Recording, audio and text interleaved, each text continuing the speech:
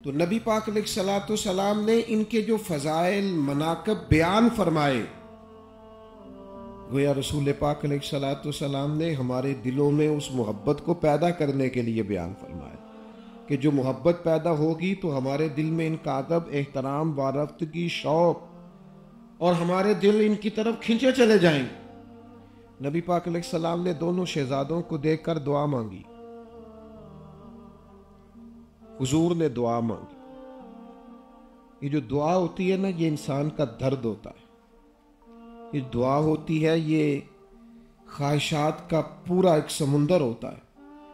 जब इंसान अपना रुजू अपने रब की जानिब कर लेता है और उसके अंदर कोई बात करता है तो उसकी कैफियत लफ्ज बनकर सामने आने लगती।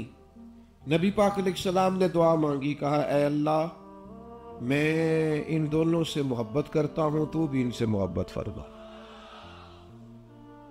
और फिर करीम फरमाने लगे, जो जो मेरे इन दो नवासों से मोहब्बत करे, ऐ अल्लाह तो उन सब से भी मोहब्बत फरमा। हमें अपने दिल को अच्छी तरह टटोलना चाहिए कि इमाम हुसैन, इमाम हसन, हसनैन करीमैन का कितना प्यार हमारे दिलों में छलकता। उनके लिए हमारी तबीयतों के अंदर किस कदर ज्यादा कशिश पाई जाती। उनका नामे नामी इसमें ग्रामी आता है तो हमारा वजूद और हमारी तबीयत किस किस्म के वजद और सुरूर की तरफ जाती। जब उन लोगों के तारुफ और उनके तज़किरे हमारे सामने किए जाते हैं तो कशिश क्या पैदा होती। हम आने वाली नस्ल को उनकी मोहब्बत किस तरह आगे तकसीम कर रहे हैं, आप इस पर जरूर गौर करें। हमें हसनैन करीमैन का प्यार जो सिखाया है तो मदीने वाले महबूब ने सिखाया है। हुजूर ने उम्मत के दिलों में वो प्यार पैदा किया है। नबी पाक ने बार बार उनके मनाक़िब बयान करके, फ़ज़ाइल बयान करके, कमालात बयान करके हमें बतलाया है कि इन लोगों की मोहब्बत तुम्हारे दिलों में होनी चाहिए, रूहों में होनी चाहिए। आज कौम इंतशार व इफ्तिराक का शिकार है। बहस का दरवाजा हर जानिब खुला हुआ है। वो शख्सियात जिनका फकत प्यार ही प्यार होना चाहिए था, अदब ही अदब होना चाहिए था, एहतराम ही एहतराम होना चाहिए, जिनसे सिर्फ फैज ही फैज लेना चाहिए था, उन पर तो हम वैसे कर रहे हैं। जिनसे फकत हमें कशकोल बना के लेना चाहिए था और जिनकी वजह से हमारे सुबह शाम संवरते, हमारे घर संवरते, हमारी औलादें संवरती, आने वाली नस्लें संवरती। जिनसे हमें लेना था, फैज पाना था, जिनकी मोहब्बत हमारे दिल और रूह को ताज़ा करती, उनको तो हमने अपनी बहस का उन्वान बनाया हुआ। तो मेरे अजीज, मैं आपसे गुजारिश करूंगा, चलें कोई कहीं इल्मी बात होगी तो को आलिम करेगा भी, लेकिन हम जो अवाम हैं हमने सिर्फ प्यार ही करना। और एक और बात अर्ज करूं, दुनिया में वो शख्स बड़ा खुशकिस्मत होता है जिसे ये पता चल जाए ना कि उसका महबूब किस बात में राजी है। बड़ा खुशबख्त आदमी जिसे ये पता चल जाए ना कि फलां राजी हो जाए तो फिर मेरा हबीब भी राजी है मुझसे। जिसको ये सुराग मिल जाए, जिसे ये सुराग मिल जाए, जिसे ये रास्ता मिल जाए, जिसे वो शख्सियत मिल जाए, जिसे पता चल जाए कि इस रास्ते से गुजर के मैं रजा पा लूंगा, तो फिर तो लोग टूट पड़ते हैं ना उस राह की तरफ, भाग निकलते। वो समझते हैं अब तो मेरे लिए कुशादा हो गई राहें, तो कुशादा हो गया ना रास्ता। नबी पाक अलैहिस्सलाम ने फरमा दिया ना, जिसने हसनैन से प्यार किया, उसने मुझसे मोहब्बत की, तो रास्ता तो कुशादा हो गया। क्या बात रजा उस चमनिस्तान ने करम की कि ज़हरा है कली जिसमें हसन और हुसैन फूल। अपनी पूरी मोहब्बत, पूरी वारफ्तगी, पूरा ज़ौक़, पूरा दर्द और आपकी कैफियत हो आपके अंदर। वो हमारे यहाँ लोग दाद लेने के लिए और दाद देने के लिए भी कई दफ़ा माहौल बनाते हैं। चले एक बात बढ़ा के कर देता हूँ, दाद लेने के लिए भी और कई दफ़ा इमदाद लेने के लिए भी। दाद और इमदाद के लिए भी कई दफ़ा लोग बातें बढ़ाते हैं और मामलात को आगे लेके चलते हैं। इन पाकीज़ा हस्तियों के जिक्र दाद इमदाद के लिए ना करो, अल्लाह रसूल की रिज़ा के लिए करो, उनकी बारगाहों तक रसाई के लिए करो, मोहब्बत के लिए करो, ज़ौक़ के लिए करो। मैं आपसे अर्ज़ करूं, खूब ज़ौक़ से, खूब शौक़ से और जिस तरह इंसान किसी का तज़किरा करता है तो उसकी कैफियत ही नहीं बदल जाती, उसका अंदाज बदल जाता है, उसके जुमले खुद ब खुद हसीन हो जाते हैं, उसकी आंखें खुद ब खुद शर्म से झुक जाती हैं, उसका लहजा धुल जाता है, उसके जुमले बावुज़ू लगते हैं। मेरे महबूब की औलाद पाक का जिक्र करो तो ज़रा धुले हुए अंदाज में, वो जिक्र पाक करो तो तुम्हारे अंदाज में, तुम्हारे लहजे में ख़ास खुशबू हो, ख़ास किस्म का ज़ौक़ हो। मैं कहता हूँ सिर्फ तुम्हारा अंदाज सुथरा ना हो बल्कि बावुज़ू हो, तुम्हारी कैफियत और किस्म की हो। ये वो पाकीज़ा लोग हैं कि जिनके तज़किरे माहौल को पाक कर देते हैं, जिनकी बातें खुशबू बखेरती है। अगर हमारे घरों में हुजूर की औलाद पाक का जिक्र होगा तो अल्लाह हमारी औलादों पर रहम फरमाएगा। हमारे घरों में अगर हुजूर के महबूब पाक अलैहिस्सलाम की औलाद पाक का जिक्र होगा तो हमारे बच्चों को अल्लाह तबारक व तआला हिदायत का नूर अता फरमाए, ये रोशन हो जाएंगी चीज़ें। तो हसनैन करीमैन का प्यार, सबसे पहले तो उनके फ़ज़ाइल देखे, मनाकब देखे, शान देखे, फिर दूसरी बात ये देखे उन्होंने तरबियत कहाँ पाई। जो किसी बड़े उस्ताद के पास बैठा होता है ना, उसकी निस्बत होती है और बताता मैं फलां शेख के पास बैठता था, फलां आदमी के साथ मेरा ताल्लुक रहा है, फलां जगह मेरी निस्बत है। हमारे उलमा में इजाजत हदीस का सिलसिला चलता है। लोग जिसे देखते हैं ना बड़ा शेख है, कहते हैं यार एक हदीस पढ़ा दो, मेरी जरा निस्बत कायम हो जाए, आप मेरे असातिज़ा में आ जाए, मेरे मशाइख में आ जाए। वो लोग कहते हैं यार फलां के साथ थोड़ा सा टाइम मैंने भी गुजारा है, मुझे भी जरा मौका मिला है। लोग इसे सादत समझते हैं और समझना भी चाहिए। तसव्वुर कर सकते हो उस शख्स की अजमत का जो मेरे महबूब की कभी गोद में खेले, कभी कंधों पे खेले, कभी हुजूर सजदे में हो तो वो हुजूर के मुकद्दस कमर मुबारक पे सवार हो जाए। आप उन लोगों की अजमत का शुमार कर सकते हो कि वो आ रहे हो तो महबूब घुटनों के बल कभी जमीन पर तशरीफ फरमाओ तो दोनों बाजू खोल के सीने से लगा ले। आप उन लोगों की अजमतों का अंदाजा कर सकते हो कि इमाम हुसैन घर में रो रहे हैं तो नबी करीम गुजरे तो दरवाजे पे दस्तक दे के कहा फातिमा क्यों रो रहा है शहजादा? यार सुनना पर थोड़ी सी बात हो गई थी, पर मैं फातिमा इसे ना रोने दिया कर, ये बच्चे रोते हैं तो मेरे दिल को तकलीफ होती है, इन्हें रोने ना दिया करे, ये तकलीफ होती। नबी पाक अलैहिस्सलाम का जिनके साथ ये अंदाज हो, जो खाने खाए तो हुजूर के साथ, वक्त गुजारे तो करीम के साथ, रात को सोए तो महबूब के पहलू में, जिन लोगों का ये मकाम हो और फिर उन्हें गोद मुयस्सर आई तो मौला अली शेर खुदा की, फिर उन्होंने नमाजें पढ़ी तो अबू बकर सिद्दीक के पीछे, फिर उनकी गुफ्तगू रही तो सैयदना फारूक आजम के साथ, फिर उन्होंने वक्त गुजारा तो हजरत उस्मान गनी के साथ। इतने बड़े लोगों का आपस में उठना बैठना रहा, आप उनकी अजमत और फिर उनकी शख्सियत के अंदर पूरा असर था। हम अपने बच्चों को उस तरतीब से सिखा समझा नहीं पाते जो उनका हक होता है। बच्चों का सबसे बड़ा हक ये है कि उनकी तालीम और तरबियत का बंदोबस्त कीजिए, खाना पीना रहना ये बात की बातें। जिन लोगों की अखलाकी तरबियत ठीक नहीं ना होती, उनके पास सारा कुछ भी हो तो फिर भी वो लोग करार और सुकून में नहीं होते।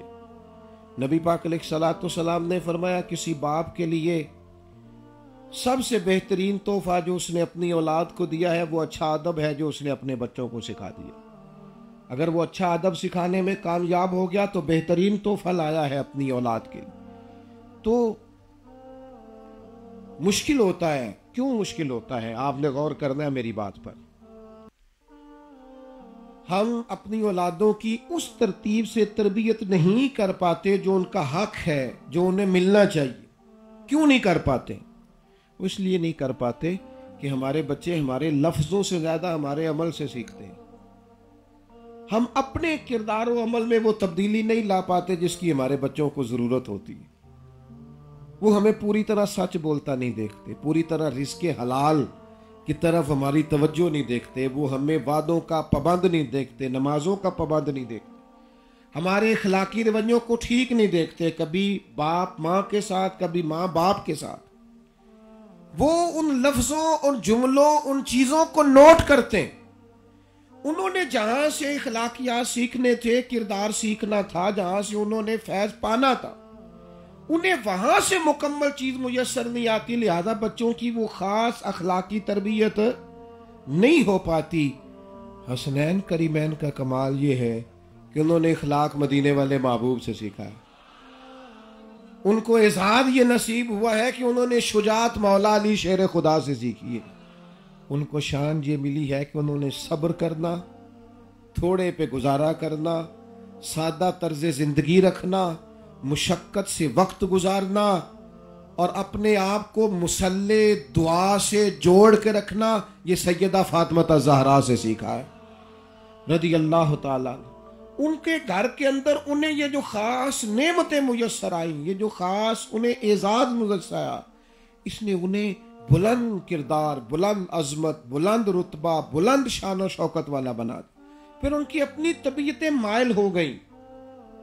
हजरत सैयदना इमाम हसन और इमाम हुसैन कसरत से इबादत करने वाले, कसरत से नफली रोजे रखने वाले, कसरत के साथ सोमो सलात की पाबंदी करने वाले, 25-25 हज पैदल दोनों भाइयों ने मदीना से मक्का मुकरमा हाजिर होके जी। उनको बता दिया गया था कि आप जन्नती जवानों के सरदार हैं। बल्कि एक हदीस में तो बड़े अनोखे लफ्ज हैं। हुजूर अलैहिस्सलाम ने फरमाया, जो जन्नती जवानों का सरदार देखना चाहे ना,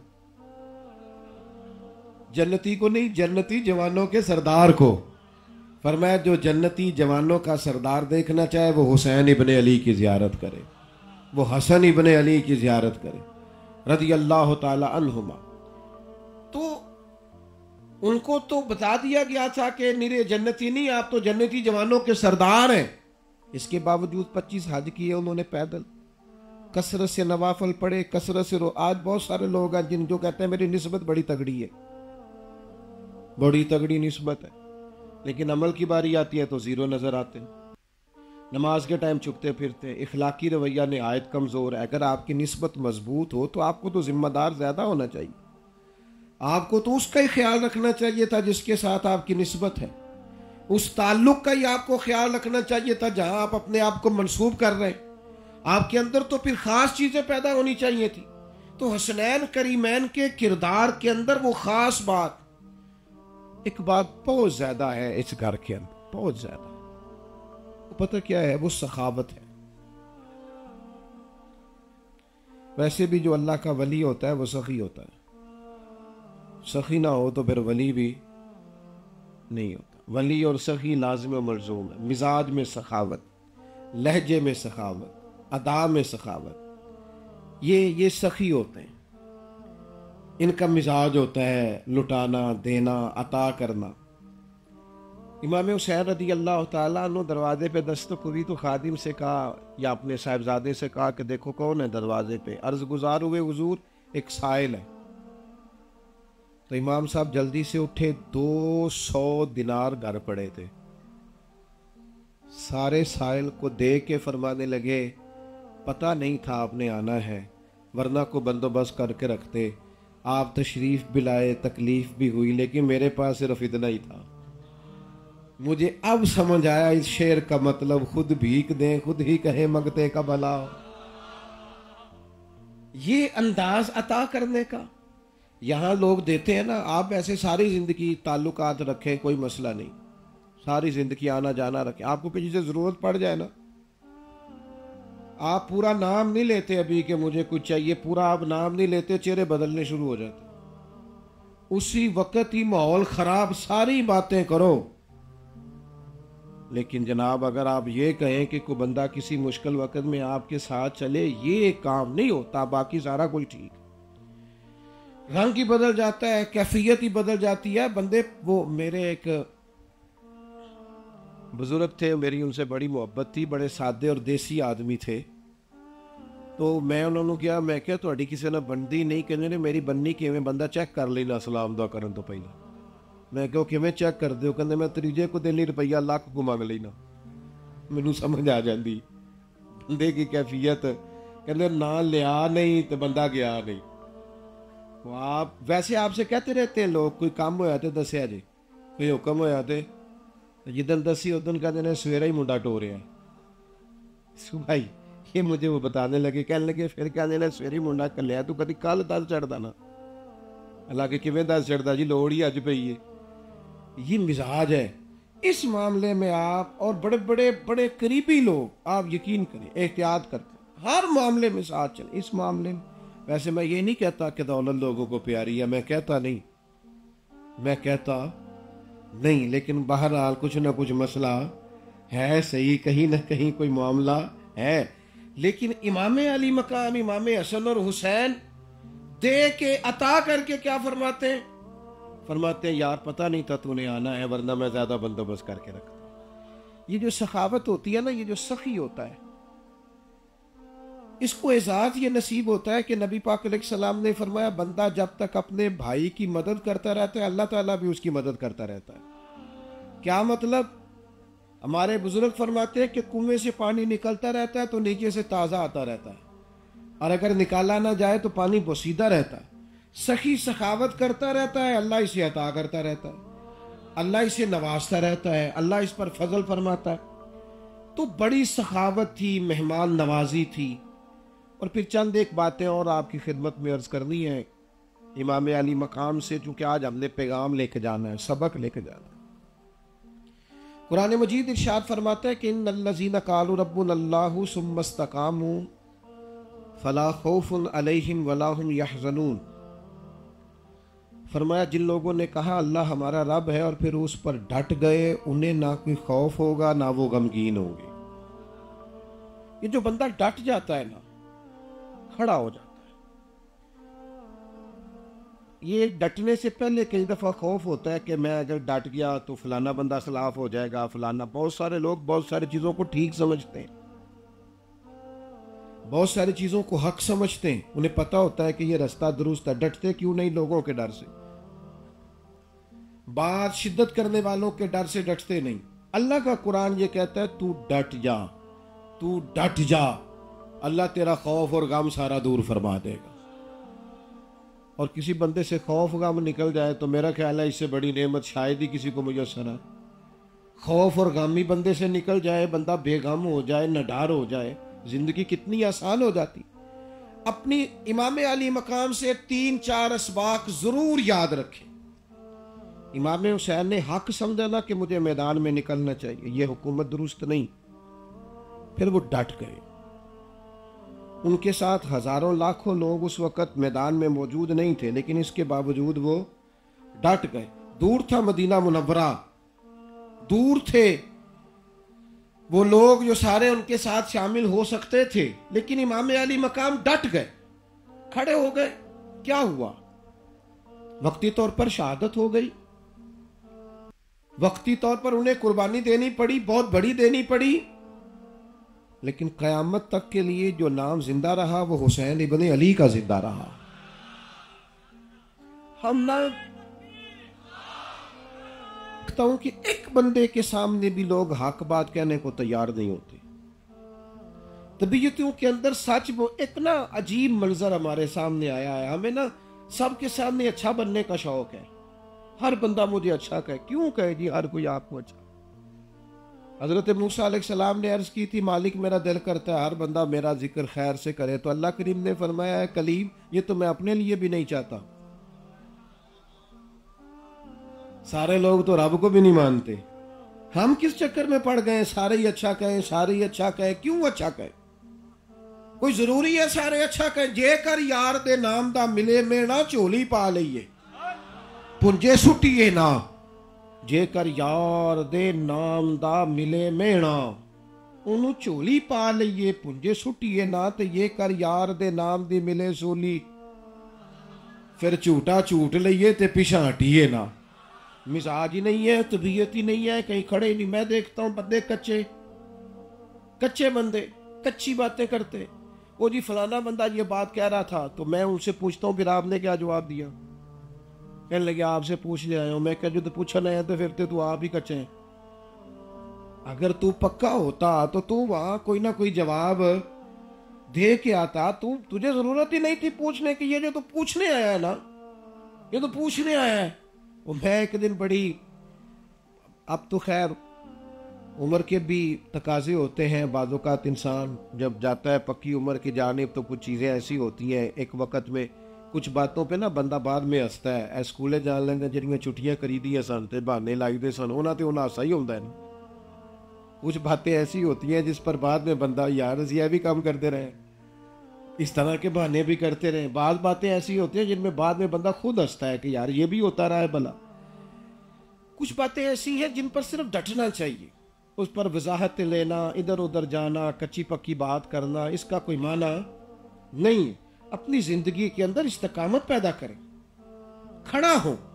एक शख्स ने नबी पाक अलैहिस्सलाम की बारगाह में अर्ज किया था, या रसूल अल्लाह सल्लल्लाहु अलैहि वसल्लम मुझे एक बात बता दे, एक, मैं उस पर अमल करूं, ज्यादा नहीं मुझे याद रह सकती, हुजूर एक बता दें। तो हुजूर ने फरमाया, क्या मेरा रब अल्लाह है, फिर उस पर डट जा, डट जाए जिंदगी के अंदर। ये इमाम हुसैन की जिंदगी का पहला सबक है। और जिसे खड़ा ही नहीं होना आता, 10 दिन नहीं खड़ा रह सकता, चंद साल नहीं खड़ा रह सकता, तू तेरी तबीयत ही नहीं है। ओ जी मैं उसकी भी सुन ली थी तो वो ये कह रहा था, मैंने इसकी सुन ली। हो यार ठहर तो सही, तो घूम रहा है, घूमने से भी कभी निजाम चला है। अपनी जिंदगी के अंदर इस्तकामत, मिजाज के अंदर सदाकत, तबीयतों के अंदर ठहराव, आपको खड़ा होना है, आपका मिजाज हो। आप ये हमारे नौजवान क्यों नहीं कामयाब होते किसी फील्ड में ही? 6 महीने एक काम किया, और ये नहीं चलता, और नवा कर लो, फिर वो नहीं किया, वो भी नहीं चलता, आप दूसरा कर लो। सारी जिंदगी के खड़े नहीं होते, कोई इस्तकामत ही नहीं है। जो खड़ा रहता ना, खड़ा रहता है दरख्त। वो किसी ने कहा था कि हम दरख्तों को कहाँ आता है हिजरत करना, तुम परिंदे हो शजर छोड़ के जा सकते हो। दरख्त खड़ा रहता है, खिजा भी आती है, पत्ते भी झड़ते हैं, फल भी टूटता है, तूफान भी आते हैं, पर वो खड़ा रहता है। उसे पता होता है तूफान सदा नहीं रहते, आएगा भी और जाएगा भी, बहार बहरहाल मेरी ही मेरी है। पता होता है कि बहार आएगी, फल फूल लगेंगे। मिट गया यजीद, मिट गए इब्ने जियाद, मिट गया इब्ने साद, मिट गए सारे लोग। जो रहा तो नाम हुसैन का, जिससे जिंदा रखती है करबला। अपनी जिंदगी में इस्तकामत पैदा करें। और दूसरा सबक इमाम हुसैन रज़ी अल्लाह तआला अन्हु का ये याद रखें, ब्लैकमेल नहीं होना कभी भी। अगर आप सच्चे तो ब्लैकमेल नहीं होना। ना आपकी कोई इज्जत छीन सकता है, ना आपके हिस्से का रिस्क कहीं और जा सकता है। हाँ जी, एड बाबे तो कहते ना, तेन तेरा किसी ने बने उन्होंने आ बड़ा झल्ला है, अल्लाह घल्लिया तो बज किवें गया है ना जी। वो संगी आगे मुझसे भी कहते हैं, मैनू किसी क्या बंदिश हुई है। मैं क्या कमाल गल है ना, यानी अल्लाह टोरिया सी, अगो किसे बन छड़िया। कैसी अजीब मंतक है, फलसफा ही अनोखा है।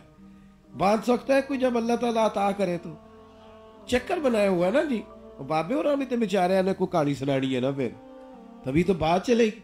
इन चक्करों से बाहर आए ना। आपकी इज्जत को कुछ कर सकता है अगर अल्लाह मुहाफिज है तो, ना आपके हिस्से का रिस्क कहीं और जा सकता है अगर रब करीम अता फरमाने वाला है। ना आपकी उम्र एक दिन भी बढ़ सकती है, उतनी है जितनी रब करीम ने लिख दी है। उससे ज्यादा परेशानी वाली क्या बात, उलझना क्या है।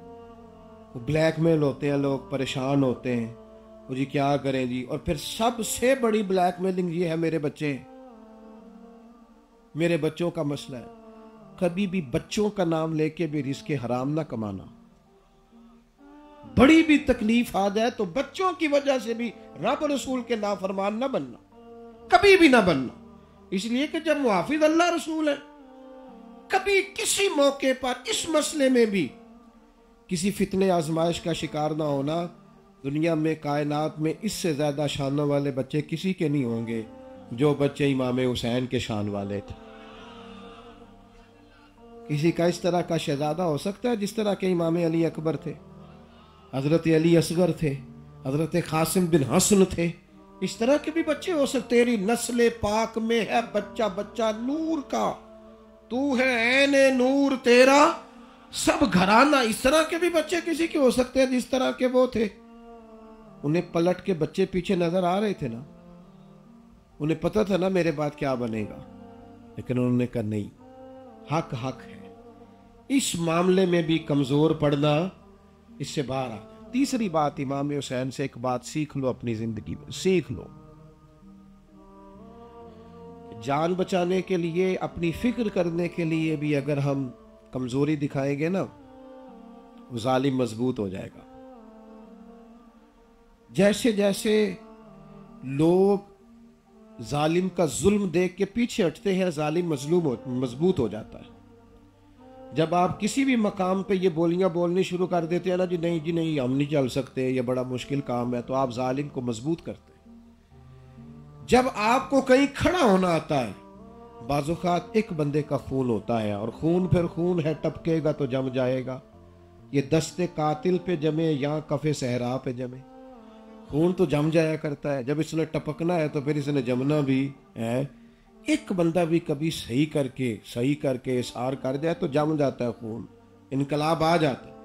अपनी जिंदगी के अंदर इस मिजाज को पैदा करें कि कुर्बानी दे के अगर कई नस्लें बच जाती हैं, कुर्बानी दे के अगर नजरिया बच जाता है, कुर्बानी दे के अगर इंसान ये समझता है कि दीन की कदरें पूरी आबोताब के साथ ताज़ा हो गई हैं, तो फिर कुर्बानी देना कोई मुश्किल काम, फिर वो कुर्बानी देना रायगा नहीं जाता।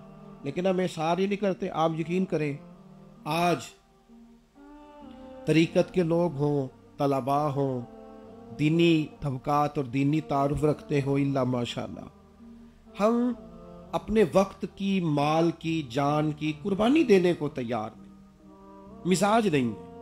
माता परस्ती पूरी तरह हमारे मिजाजों के अंदर गालिब कर दी गई।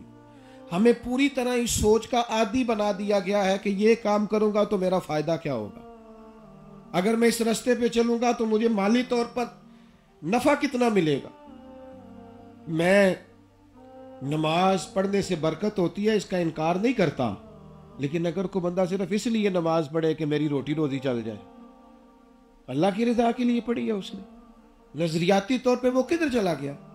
अगर वज़ाइफ भी इसलिए पढ़े जाए, दरूद व सलाम भी इसलिए पढ़ा जाए कि मेरा माल जो है वो ज्यादा हो जाए, तो किस तरफ चला गया। मेरे अजीज, आपने याद रखना है इस बात को कि कुर्बानी का, इसार का जज्बा अपने दिलों में। हजरत अबू बसीर रदी अल्लाह तआला अन्हु एक सहाबी है, तो सुलह हुदैबिया में जब ये शर्त तय पा गई थी ना कि मक्के से अगर कोई मुसलमान मदीने आएगा तो हुजूर उसे नहीं रखेंगे, और मदीने से अगर कोई जाएगा तो मक्के वाले वापस नहीं करेंगे। ये शर्त बड़ी सख्त थी। हजरत अबू बसीर किसी तरीके से जान बचा के मदीना मुनव्वरा आए, हुजूर ने वापस कर दिया, अगरचे ये भी बड़ा मुश्किल था, लेकिन हजरत अबू बसीर ने कुर्बानी दी, वापस चले गए। रास्ते में फिर जाके उन्होंने वो जो लेने आए थे उनको मारा, एक मर गया, एक भाग गया, वो कुफार। आपने वहीं एक किनारे पे, कोने पे डेरा लगा लिया। सारी जिंदगी नबी पाक अलैहिस्सलाम के दीन की खातिर उनके हाथ में तलवार रही, वो मैदान में रहे, लड़ते भी रहे, लेकिन उन्हें मदीना मुनव्वरा हाजिरी की इजाजत भी नहीं थी। जद्दोजहद की, कोशिश की। जो महबूब पे शिकवे करते हैं ना, वो मुहिब नहीं होते। जो महबूब पे शिकवा करता है वो मुहिब, वो मुहिब। हाँ, महबूबा ते नुकता चीनी करम तो जड़ा बाज नहीं आमदा, असल मुनाफक जानो उसनों झूठा प्यार जताउंदा। सानू ते दस्सिया इश्क दे मुफ्ती जड़ा मुड़ मुड़ के फरमाउंदा, आजम जिथे दिल लग जावे, आजम जिथे दिल लग जावे, शर्ते वे ना पहला लग जावे, आजम जिथे दिल लग जावे उथे ऐब नजर नहीं आता। ये कैसे हो सकता है, तो शिकवा कर रहे। तो हजरत अबू बसीर रदी अल्लाह तआला उन्होंने उम्र सारी गुजार दी, उस मकाम पे कुर्बानी दी। यानी आप दीन के लिए काम भी कर रहे हैं, दीन की वजह से आपको वतन भी छोड़ना पड़ा है, आप मुहाजिर भी हुए हैं, एक जगह पे आपका ठिकाना भी है, और आप पर पाबंदी भी है कि आप ज़ियारत के लिए हाजिर भी नहीं हो सकते। वो मुआहदा ख़त्म हुआ, तरसते रहे हजरत अबू बसीर के मदीने की हाजिरी नसीब हो जाए। लंघ कई महीने ते बरस गए ते तेरी दीद नु दीदे तरस गए। और जब वो मुआहदा ख़त्म हुआ, हुजूर ने ख़त लिखा कि आप और आपके साथ जितने लोग हैं अब उनको इजाज़त है मदीने आ जाए। इस वक्त वो ख़त गया तो हज़रत अबू बसीर आखिरी सांसें ले रहे थे। हुजूर का ख़त उनके सामने था, उन्होंने ख़त पढ़ा, फिर चूमा, फिर आंखों से लगाया, कलमा पढ़ा, रूह परवाज कर गया। लै सजना असा तोड़ निभाई, जान भी दिती ते राह तेरे। तो इमाम अली मकाम ने हमें इशार और कुर्बानी का सबक दिया है। मेरी आपसे ये गुजारिश होगी, यकम मुहर्रम को पूरे ज़ौक़ से, पूरे शौक़ से हज़रत सैयदना फ़ारूक आज़म रदी अल्लाह ताला अन्हु का यौम मनाया जाए। और फिर उसके बाद मुस्तकिल जितने अय्याम हैं, इन दिनों के अंदर हर रोज़ हज़रत इमाम हुसैन का तज़किरा हो, उनकी बातें हो, हमारे घर रोशन हों पूरे इमाम अली मकाम के तज़किरों से, इमाम अली मकाम के ज़िक्र पाक से, इमाम अली मकाम की मोहब्बतों से पूरे रोशन हो हमारे घर। और मेरी आपसे ये भी गुजारिश होगी कि 10 मुहर्रम को रोज़ा भी ज़रूर रखें, इस पर भी तवज्जो करें। 9-10 की अमूमन छुट्टी होती है तो ज़्यादा वक्त इबादत में गुजरे तो उम्दा है, 9-10 का रोज़ा रख लें तो ज़्यादा बेहतर है। इन दिनों में रोज़े भी रखें, इबादत भी करें, तवज्जो भी करें और ज़िक्र खैर की मजालस में भी जमा हों। अल्लाह के हुजूर दुआ करता हूँ, जो कह सका हूँ अल्लाह कबूल फरमाए, जहाँ भूल गए अल्लाह ताला हमसे दरगुज़र फरमाए। वमा अलैना इल्लल बलाग।